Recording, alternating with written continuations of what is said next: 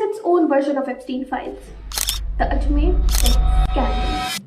Late 1980s, in Ajmer, a schoolgirl believed she had made a new friend in Farooq Chishti, the president of the Ajmer Youth Congress. He belonged to the influential priest family of Ajmer Sharif Dargah. But she didn't realize she was being pulled into a trap. One morning, he offered her a lift to school and instead took her to his bungalow. There she was gang raped and photographed. Under the threat of her nudes being exposed, she was forced to bring other girls into the same trap. One became two, two became four, a growing chain of victims, and every time a new girl stepped in, the same pattern of assault and blackmail unfolded.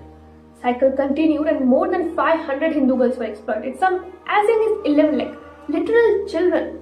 Meanwhile, the police knew, but they ignored because the accused were protected by political and religious power. And as if that wasn't enough, the photo studio where Farooq got those explicit photographs printed saw an opportunity. They started selling and circulating those nudes and used them to blackmail the same girls. But sin doesn't stay buried forever, right? In 1992, Dainik Navjyoti did what the authorities hadn't.